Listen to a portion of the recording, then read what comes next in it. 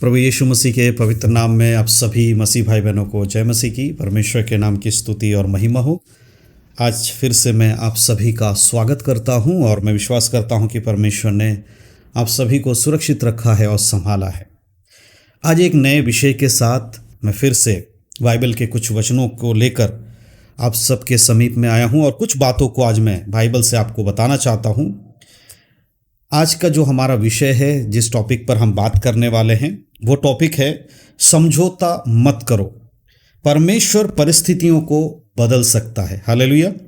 आज का जो हमारा विषय है वो है समझौता नहीं करना है, क्योंकि परमेश्वर हर एक परिस्थितियों को बदल सकता है। ये विषय मेरा लेने का कारण क्या है? क्योंकि आज के समय में जितने भी लोग प्रभु यीशु मसीह पर विश्वास करते हैं, कई बार उनके जीवन में ऐसी परिस्थितियां आ जाती हैं जब उन्हें कुछ चीज़ों को लेकर समझौता करना पड़ता है। खास करके अगर हम देखते हैं, कुछ लोग हमारे जो मसीह भाई बहन लोग हैं जो नौकरी पेशा करते हैं, कुछ लोग बिजनेस करते हैं, कुछ और कोई काम करते हैं, यानी संसारिक जीवन जीने के लिए जो मेहनत करते हैं, ऐसे कामों में जब रहते हैं तो कई बार कुछ ऐसे चीज़ों में उनको समझौता करना पड़ता, जहाँ पर उन्हें अगर वो उसमें समझौता वो नहीं करते हैं तो उनकी नौकरी चली जा सकती है, शायद उनके घर परिवार की जो आर्थिक स्थिति वो खराब हो जाएगी, शायद कुछ ना कुछ प्रॉब्लम उनके जीवन में आ जाती है। इस वजह से बहुत बार विश्वासी लोग अपने जीवन में कई सारी बातों को लेकर समझौता कर लेते हैं। लेकिन परमेश्वर का वचन कहता है कि अगर हम समझौता नहीं करते हैं और हम परमेश्वर के वचन के विरोध में नहीं जाते हैं तो हमारी परिस्थितियों को परमेश्वर बदल देंगे। देखिए, बाइबल इस बात की गवाही देती है, बाइबल में इस बात के बारे में बताया गया है, लिखा गया है कि जब कोई व्यक्ति प्रभु यीशु मसीह पर विश्वास करता, परमेश्वर पर विश्वास करता है और वो अपने जीवन में गलत चीज़ों को लेकर समझौता नहीं करता है, उसकी परिस्थितियों को परमेश्वर बहुत ज़्यादा बदल देते हैं, बहुत ज़्यादा बेहतर बना देते हैं। लेकिन आपको निर्णय लेना पड़ता है, एक फैसला लेना पड़ता है कि अब मैं ऐसा नहीं करूँगा या मैं अपने जीवन में इस चीज़ को लेकर समझौता नहीं करूँगा। जब समझौता सुनने में बहुत आसान लगता है कि हाँ, समझौता, थोड़ी मोटी बात पे समझौता करने से क्या फ़र्क पड़ेगा, लेकिन जब आप छोटी छोटी चीज़ों में समझौता करते हैं, धीरे धीरे आपके वो समझौता बड़ा होते चला जाता है और आप धीरे धीरे प्रभु से दूर होते चले जाते हैं। और ऐसा समय आता है जब आपके जीवन में समझौता के अलावा कुछ बचता नहीं है।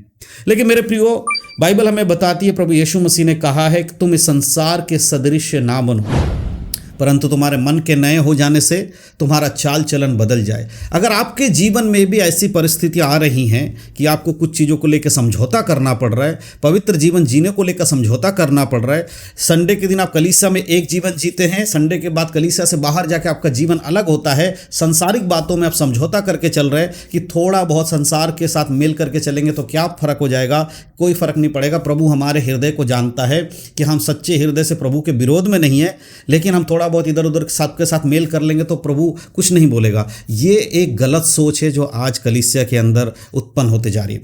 लेकिन मैं आपको आज उन सोचों के बारे में नहीं, लेकिन मैं आपको बताना चाहता हूं, जब एक व्यक्ति समझौता नहीं करता है उसके जीवन में कैसे फर्क आता है। इसके लिए मैं आपको एक घटना की ओर आपके ध्यान केंद्रित करना चाहता हूं। अगर आप दानियल के बारे में जानते हैं, दानियल की किताब को अगर आप पढ़ेंगे तो दानियल के बारे में ऐसा बाइबल बताती है कि दानियल को परमेश्वर ने अपने एक स्वप्नदर्शी के रूप में उसको परमेश्वर ने आशीष दिया। वो दूसरे के स्वप्नों को बताने वाला बना, राजा के अधिकारियों में वो शुमार हुआ, राजा के अधिकारी बन गया वो। और लेकिन उसका जीवन का शुरुआत, अरे बाबुल देश में उसकी शुरुआत अच्छी नहीं थी। अगर आप देखेंगे हिस्ट्री में, अगर आप जाएंगे तो AD 600 से पहले की ये घटना है जब बाबुल देश का राजा नबूकदनेस्सर वो यरूशलेम पर या यहूदा राजा के ऊपर चढ़ाई करके उसको हरा देता है। हराकर यरूशलेम के अंदर से जो भी परमेश्वर के बेदी के सामान उन सबको लेकर और यरूशलेम के लोगों को बंदी बनाकर वो अपने देश बाबुल लेकर जाता है और वहाँ पर गुलाम के समान उनको रखता है। और जैसा उसका मन करता था राजा का, उसी प्रकार से उनके साथ व्यवहार करने के लिए वो स्वतंत्र था। ऐसे में जिस समय नबूकदनेस्सर राजा ने यरूशलेम के सबको गुलाम बना, यहूदा राज में सबको गुलाम बना लिया, उस समय बाइबल बताती है कि दानियल के साथ साथ कुछ और भी लोग थे जिनको गुलामी की अवस्था में यरूशलेम से लेकर जाया गया। आज हम दानियल के जीवन से सीखेंगे कि कैसे अगर आप डरते नहीं हैं, समझौता नहीं करते हैं, स्थिर रहते हैं परमेश्वर के वचन के अनुसार, तो परमेश्वर आपकी परिस्थितियों को देखिए कैसे बदलता है। उसके लिए एक वचन अगर आप पढ़ेंगे शुरू की घटना मैंने आपको बता दिया है। दानियल की किताब 1 अध्याय उसके 6 आयत में इस प्रकार से लिखा है, उसमें यहूदा की संतान से चुने हुए दानियल, हन्ना, मिशाएल और अजरिया नामक यहूदी थे। देखो, जो लोग गुलामी की अवस्था में यरूशलेम से लेकर बाबुल देश में जाए गए, उनमें से कुछ लोग, 3 लोगों के बारे में, 4 लोगों के बारे में हमें नाम दिया गया है। बहुत सारे लाखों लोग थे, लेकिन उसमें से 4 का नाम यहाँ देके मेंशन किया गया है। वो कौन था? पहला दानियल, दूसरा हनन्याह, और तीसरा क्या था? मिशाएल, और चौथा जो व्यक्ति था उसका नाम था अजरिया। इन लोगों को परमेश्वर के राज्य से यानी कि यरूशलेम में से ले जाकर बाबुल देश में गुलाम बनाया गया। ये दानियल के बारे में तो आप जानते हैं, इनके 3 दोस्तों के नाम अगर आपने सुना है, जैसे हनन्याह, मिशाएल और अजरिया, ये वो 3 दोस्त हैं। इनके नाम बाद में बदल दिए जाते हैं, जिनको हम शद्रक, मेशक, अबेदनगो के नाम से जानते हैं। हालेलुया। ये शद्रक, मेशक, अबेदनगो और दानियल, ये 4 लोगों को राजा के लिए चुन लिया गया, राजा के सेवा के लिए या राजा के किसी कार्य के लिए इनको चुना गया, और इनके सामने एक परिस्थितियों को रख दिया गया, एक ऐसे समझौता को लाकर रख दिया गया जो इनके और परमेश्वर के बीच में ठीक नहीं था। परमेश्वर के संबंध को तोड़ने वाली चीजों को लाकर इनके सामने रख दिया गया। अब वहां पर घटना क्या घटती है? अगर आप इसके 8 आयत को पढ़ते तो यहां लिखा, परंतु दानियल ने अपने मन में ठान लिया कि वह राजा का भोजन खाकर और उसके पीने का दाख मधु पीकर अपवित्र ना होए, इसीलिए उसने खोजों के प्रधान से विनती की कि उसे अपवित्र ना होना पड़े। यहाँ पर दानियल और उसके दोस्त, दानियल इस बात को खोजों के प्रधान यानी कि जो वहाँ पर राजा के अधिकारी थे, जिनको अधिकार दिया गया था दानियल के ऊपर, उनके दोस्तों के ऊपर, कि उनको क्या खाना है, क्या पीना है, वो सब कुछ वो डिसाइड करे, और जो रीति, जो चीज़ें बाबुल देश में नबूकदनेस्सर राजा के अंडर में जो चीज़ें खाई जाती थी या जो वो खिलाना चाहता था, उनको इन दानियल और उसके दोस्तों को खिलाया जाए। लेकिन दानियल जानता था कि ये भोजन पवित्र परमेश्वर के विरोध में है। परमेश्वर के और मसीह जो यहूदा के लोग थे, जो इज़राइल के लोग थे, उनके लिए अपवित्र करने वाली वस्तु है। जो राजा का भोजन है उसे खाने से ये लोग अपवित्र हो जाएंगे, क्योंकि परमेश्वर ने इन्हें मना किया था कि तुम क्या खा सकते हो, क्या नहीं खा सकते। उनको नियम दिया गया था, उस नियम के विपरीत जाकर राजा इनको जबरदस्ती खिलाने की बात कर रहा है। मैं यहाँ पर एक चीज़ आपको बता देना चाहता हूँ, यहाँ दानियल जिस हालात में है और दानियल के दोस्त जिस हालात में हैं, वो कोई ऐसी हालात नहीं है कि आप अपनी मर्जी से कुछ भी मना कर सकते हो खाने के लिए या पहनने के लिए। ये गुलाम हैं। दानियल और शद्रक, मेशक, अबेदनगो, ये दोस्त उनके क्या हैं? गुलाम हैं। वो अपनी मर्जी से कुछ भी चूज नहीं कर सकते, मुझे ये नहीं करना, मुझे वो नहीं करना, मैं ये नहीं खाऊंगा, मैं वो नहीं खाऊं, नहीं कर सकते। ये आज के समय के लोग नहीं, उस समय गुलामी की अवस्था में थे। इनके सामने कोई और चारा नहीं है। राजा ने जो अधिकार के साथ ऑर्डर दिया है वो मानना ही होगा, यही था नियम। नहीं मानेंगे तो उनके लिए सजा है।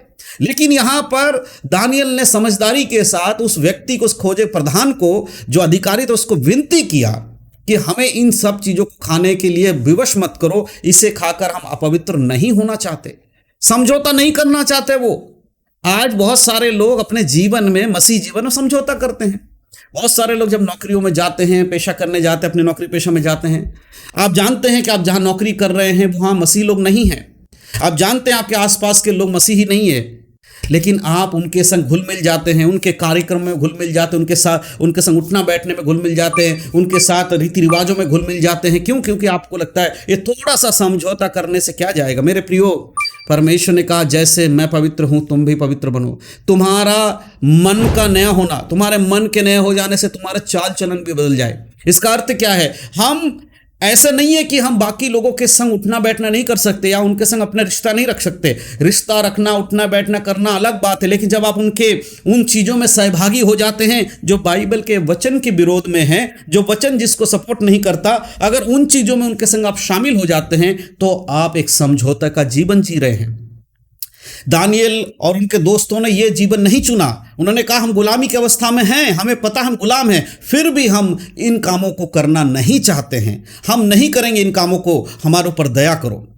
आज बहुत सारे लोग अगर चाहें तो वो संसारिक बातों में अपना मन नहीं लगा सकते। बहुत सारे जगहों पर आपके जीवन, अगर आप एक विश्वासी हैं और आप मुझे सुन रहे हैं, तो हो सकता है आपके साथ भी ये परिस्थिति आती होगी कि आपको ये चुनना होता होगा कि भाई ये करो या ये करो, लेकिन आपके पास ऑप्शन भी रहते हैं कि नहीं करोगे तो कोई दिक्कत नहीं, लेकिन फिर भी आप उनमें शामिल हो जाते। क्यों?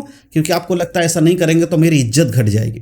कई बार झूठी इज्जत को बनाने के लिए कि मैं सबके साथ एक जैसा हूं, आप परमेश्वर के विरोध में चले जाते हैं। लेकिन अगर वहीं पर आप स्टैंड लें कि नहीं, मेरा परमेश्वर का वचन में लिखा है मैं ये नहीं कर सकता, मैं संसार के सदृश नहीं बन सकता, तो शायद लोगों की दृष्टि में आपकी इज्जत घट जाएगी। उस डर से आप पाप के जीवन में लगे रहते हो और समझौता करते रहते हो।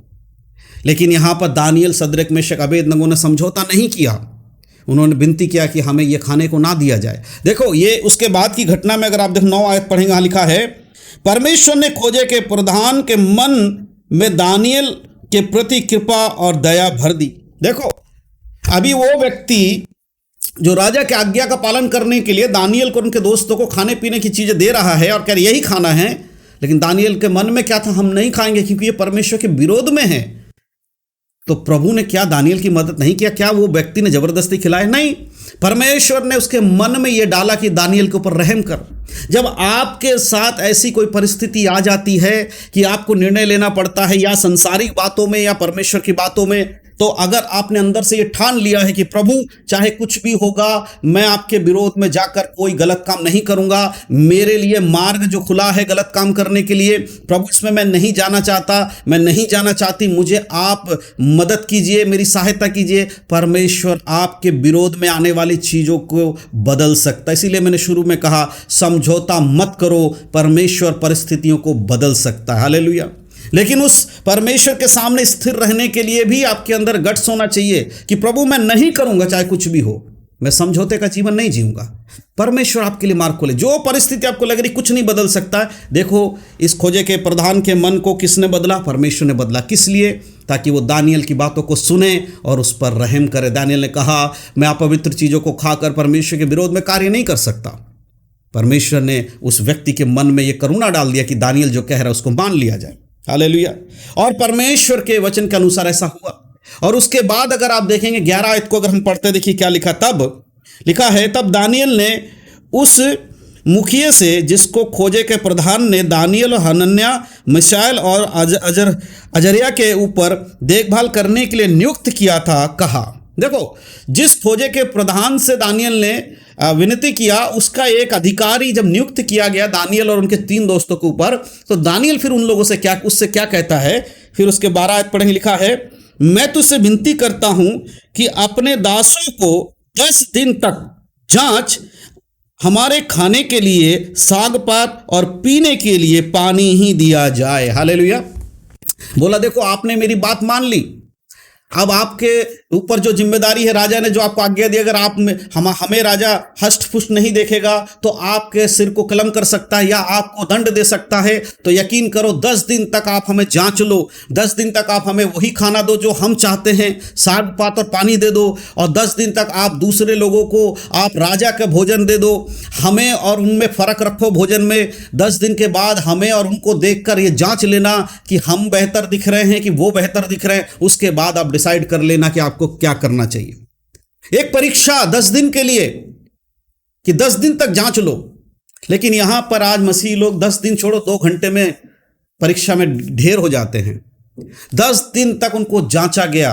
और उसके आगे अगर आप पढ़ेंगे 13 आयत में 10 दिन के बाद की घटना, फिर 10 दिन के बाद हमारे मुंह और जो जवान राजा के भोजन खाते उनके मुंह को देख, और जैसा तुझे देख पड़े उसी के अनुसार अपने दासों के संग व्यवहार कर। ये चैलेंज, ये बात दानियल ने खोजे के अधिकारी से कहा कि हमें इस तरह करके 10 दिन तक हमारे इच्छा के अनुसार हमें भोजन दे, और तू बाकी लोगों को राजा की इच्छा के अनुसार भोजन दे, और 10 दिन के बाद आकर हमें परख लेना। अगर हम तेरे राजा के भोजन खाने वाले से बेहतर नहीं दिखाई दिए तो फिर जैसा तेरे मन में आए हम वैसा करेंगे।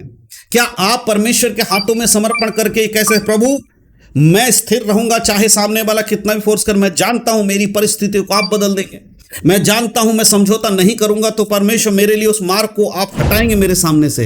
एक समझौता का जीवन जीना एक मसीह व्यक्ति के लिए सही नहीं है। जब आप समझौता नहीं करते हैं तब परमेश्वर आपके लिए बेहतर चीजों को कर सकता है। हालेलुया। उसके अगर आप 15 आयत को पढ़ते देखिए, वहां क्या लिखा है, 10 दिन के बाद की घटना। 15 में लिखा है, 10 दिन के बाद उनके मुंह राजा के भोजन के खाने वालों सब जवानों से अधिक अच्छे और चिकने दिखाई पड़े। हालेलुया। 10 दिन तक के बाद जब उन्होंने राजा का भोजन नहीं खाया, साग पात और पानी पीकर रहे, और जब आकर उस अधिकारी ने जांचा कि देखते हैं दानियल ने जो कहा था वो ऐसा है या नहीं है, तो आकर देखते हैं जिन्होंने राजा का भोजन खाया उनसे ज़्यादा चमक और चिकने इनके चेहरे थे। हालेलुया। यह है परमेश्वर की महिमा। थोड़े चीज़ों में भी परमेश्वर आपको विश्वस्त कर देगा। शायद आपकी नौकरी आपके समझौता नहीं करने की वजह से चली जाएगी। शायद आप अगर समझौता नहीं करेंगे आपके बिजनेस में लॉस होने का चांसेस है। शायद आप समझौता नहीं करने से आपको नौकरी से निकालने के चांसेस है। लेकिन यकीन मानो, जिस परमेश्वर के खातिर, जिस परमेश्वर के पुत्र के खातिर अगर आप सताए जा रहे हैं, आपको नौकरी से निकाला जा रहा है, पवित्र जीवन जीने के कारण, यीशु मसीह पे विश्वास करने के कारण, संसारिक बातों में समझौता नहीं करने के कारण अगर आपका कुछ भी नुकसान होने की आशंका है, उस चीज को परमेश्वर आने वाले समय में और बेहतर आपके लिए करने वाला है। वो कर सकता है, वो कर देता है। हालेलुया। परमेश्वर के नाम की महिमा हो। निर्णय लेना है, मेरी नौकरी जाए तो जाए, लेकिन मैं परमेश्वर के विरोध में नहीं जाऊंगा। मेरा बिजनेस में लॉस हो तो हो, लेकिन मैं बेईमानी से नहीं करूंगा। मैं किसी को लूट कर बिजनेस नहीं करूंगा। मैं किसी के विरोध में जाकर धोखा देकर काम नहीं करूंगा।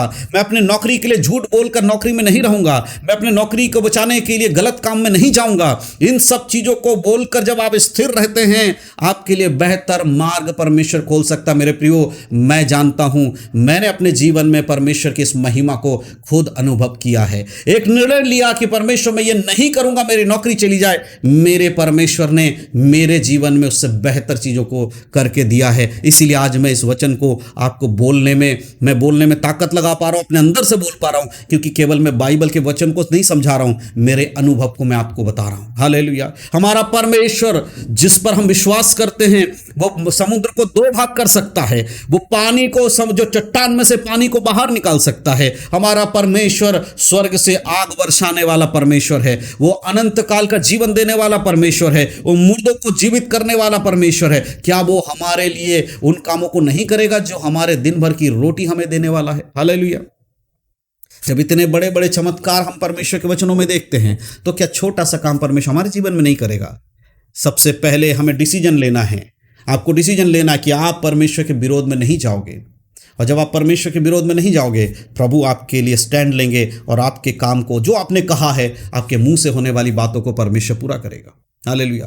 इसीलिए यीशु मसीह कहता, जो कुछ तुम मेरे नाम से मांगोगे मैं तुम्हारे लिए करूंगा, लेकिन उसके लिए आपका मन परमेश्वर की ओर होना चाहिए। दानियल का मन परमेश्वर की ओर था, उसके दोस्तों का मन परमेश्वर की ओर था। इसीलिए जब सद्रक, मेशक, अबेदनगो को राजा ने भट्टे में डालने की आज्ञा दी, तब उसने कहा कि राजा, हम जानते हैं कि हमारा परमेश्वर तेरे हाथों से और तेरे इस आग के भट्टे से हमें बचा सकता है। यदि फिर भी परमेश्वर हमें नहीं बचाता, तो भी हम तेरी बनाई हुई मूरत के सामने दंडवत नहीं करेंगे। ऐसा विश्वास दानियल और उसके दोस्तों में कहां से आया? क्योंकि वो जानते थे, हमने 10 दिन तक कुछ भी नहीं खाया, राजा का दिया हुआ, फिर भी परमेश्वर ने हमें स्वस्थ रखा, तो वो आज भी हमें इस भट्टे से बचा सकता है। तो पिछले दिनों में जो काम परमेश्वर ने आपके जीवन में किया, अगर आप उसको भी याद करोगे, तो आने वाले समय में आप स्थिर रह पाओगे। आप समझौता नहीं करोगे। लेकिन अगर आप समझौता करते हो, तो आपके संग परमेश्वर नहीं है। परमेश्वर आपको छोड़ देगा, तब आप संभल नहीं पाओगे मेरे प्रियो। हालेलुया। प्रभु का आगे वचन में अगर आप पढ़ेंगे, उसके 17 आयत में अगर आप देखेंगे, लिखा है, परमेश्वर ने उन चारों जवानों को सब शास्त्रों और सब प्रकार की विद्याओं और बुद्धिमानी और प्रवीणता दी, और दानियल सब प्रकार के दर्शन और स्वप्न के अर्थ का ज्ञानी हो गया। परमेश्वर की बातों को मानने वाले इन 3-4 दोस्तों को परमेश्वर ने बुद्धि, ज्ञान, सामर्थ्य और बुद्धिमानी से भर दिया। दानियल को दर्शन और स्वप्न का बताने का ज्ञानी बना दिया परमेश्वर ने। हालेलुया। किस वजह से? उन्होंने एक स्टैंड लिया, हम समझौता नहीं करेंगे। उनकी परिस्थिति, आपकी परिस्थिति, हमारी परिस्थिति कहीं ज्यादा बुरी थी। हम स्वतंत्र हैं, अपनी मर्जी से खा सकते, उठ सकते, बैठ सकते, लेकिन ये चारों लोग ना अपनी मर्जी से खा सकते थे, ना अपनी मर्जी से सो सकते थे, ना कुछ कर सकते थे। फिर भी इन्होंने प्रभु के विरोध में जाना पसंद नहीं किया, समझौते का जीवन नहीं जिया। क्या आज आप इस बात को निर्णय ले पाएंगे क्या आप प्रभु के सामने कह पाएंगे, परमेश्वर जो हो गया सो हो गया, आगे से मैं समझौता का जीवन नहीं जीऊंगा, आगे से मैं संसारिक बातों में नहीं चलूंगा, चाहे कुछ भी हो, नुकसान हो तो भी मैं तैयार हूं। मैं जानता हूं कि आप मेरे लिए उन नुकसान को भरपूर करके परमेश्वर लौटाने वाले हैं। इसीलिए प्रभु के वचन में लिखा है रोमियो 8:28 पे कि जो लोग प्रभु पर विश्वास करते, लिखा है उनके लिए सब कुछ मिलाकर भलाई को उत्पन्न कर, अर्थात उन्हीं के लिए जो उसकी इच्छा के अनुसार बुलाए हुए हैं। यानी कि अगर आप इच्छा परमेश्वर के अपने जीवन में रखते हैं तभी आपके लिए सब कुछ मिलाकर भलाई को उत्पन्न करेगा, अन्यथा सबके लिए भलाई उत्पन्न नहीं होती है मेरे प्रियो। इस वचन का गलत मतलब न मत लीजिएगा कि परमेश्वर सब कुछ मिलाकर भलाई को उत्पन्न करेगा। उसका अगले लाइन में लिखा है अर्थात केवल उन्हीं के लिए जो उसकी इच्छा के अनुसार बुलाए हुए हैं। अगर आप परमेश्वर की इच्छा के अनुसार बुलाए हुए हैं तो आप समझौता नहीं करोगे। अगर आपने सच में उद्धार पाया है, सच में आप यीशु मसीह को जान गए हो, आप समझौता नहीं करोगे। अगर आपको यीशु का प्रेम मालूम हो गया है, उसका बलिदान आपको समझ में आ गया है, आप समझौता का जीवन नहीं जियोगे। अगर कहीं पर भी आप समझौता का जीवन जी रहे हो, इसका अर्थ है अभी भी आपका उद्धार कमजोर पड़ रहा है। अभी आपको मौका है कि आप परमेश्वर के सामने बैठ के प्रार्थना करें, प्रभु से मांगे, परमेश्वर आपके लिए परिस्थितियों को बदल देंगे। मेरे प्रियो, आज इन वचनों को सुनकर अपने मन को कठोर मत करना, क्योंकि ये मौका बार बार आपको मिलेगा ऐसा नहीं है। यीशु के आगमन के बाद फिर दोबारा मन फिराने का आपको मौका नहीं मिलेगा। आज अगर ये वचन आप तक पहुंचा है, आज अगर मेरे मुख से द्वारा परमेश्वर आपसे बात कर रहा है, तो अपने जीवन को बदलिए, समझौते से अपने आप को हटाइए, प्रभु के वचन में चलिए। समझौता करेंगे तो अनंत काल के जीवन आपको नहीं मिल पाएगा, लेकिन समझौता से अगर बच के चलेंगे, केवल और केवल प्रभु के वचन में चलेंगे, अनंत काल का जीवन आपके लिए इंतजार कर रहा है। हालेलुया, प्रभु के नाम की महिमा हो। मैं विश्वास करता हूं कि आपको समझ में आ रहा है मेरे प्रियो। दानियल के जीवन से आज मैंने आपको बताया, अगर आप समझौता नहीं करेंगे, प्रभु आपकी परिस्थितियों को बदल देंगे। हालेलुया। तो ज़रूर आप अपने आप को देखें, परखें। अगर कहीं पे भी आपको अपने जीवन में ऐसी चीज़ें नज़र आती हैं तो उसके लिए पश्चाताप करें, प्रभु से क्षमा मांगे और परमेश्वर के हाथों में समर्पण करें। आइए एक क्षण प्रार्थना करेंगे। सर्वशक्तिमान पिता परमेश्वर, मैं आपका धन्यवाद करता हूं सुंदर समय के लिए जो आपने मुझे दिया पिता परमेश्वर, और इस वचन के लिए जो आपने हमें दिया परमेश्वर। मैं प्रार्थना करता हूं कि जैसे दानियल, शद्रक, मेशक, अबेदनगो प्रभु आपके वचन के अनुसार स्थिर रहे, उन्होंने समझौता का जीवन नहीं चुना परमेश्वर, परंतु परमेश्वर उन्होंने आपके हाथों को चुना और आपके हाथों तले रहे परमेश्वर, और आपने उन्हें बचाया, आपने उन्हें बुद्धिमान किया और उस देश में परमेश्वर एक अधिकारी बना दिया प्रभु जी। उसी प्रकार से आज परमेश्वर जिन लोगों के हृदय में आपने बातचीत किया, किसी के भी मन में परमेश्वर का परिवर्तन हो रहा है, यीशु मसीह के नाम से प्रभु उनका हृदय बदले। ओ पिता परमेश्वर, समझौते के जीवन से अलग होने के लिए, संसारिक बातों में ना रहने के लिए पवित्र आत्मा आप सहायता करें प्रभु जी, बल दे, सामर्थ दे प्रभु जी, ताकि परमेश्वर आपके वचन के विरोध में कोई भी कार्य ना करने पाए प्रभु। प्रार्थना करने वालों के जीवन में यीशु मसीह के नाम से बदलाव आने पाए। धन्यवाद करता हूं प्रभु जी, आपने हमारी प्रार्थनाओं को सुना। सारा आदर महिमा आपको देते, प्रार्थना में उद्धार करता यीशु मसीह के धन्य नाम से मांगते हैं, आमीन। परमेश्वर के नाम की स्तुति हो, परमेश्वर के नाम की महिमा हो। मैं विश्वास करता हूं कि आज इन वचनों के द्वारा परमेश्वर ने हम सभी से बातचीत किया है। तो ज़रूर अपने जीवन को जांचें और देखें, जहां कहीं भी आपको कमी लगे उस जगह पर सुधार करें यीशु मसीह के आगमन से पहले, क्योंकि बहुत शीघ्र यीशु मसीह आने वाले हैं। उसके बाद कोई भी बदलाव आपके जीवन में मुमकिन नहीं है। अपने जीते जी और यीशु के आगमन से पहले आप बदल सकते हैं, आपको मौका है। इन सब बातों के द्वारा परमेश्वर आप सभी को आशीष दे। यीशु मसीह के नाम में सभी को जय मसीह की। God bless you.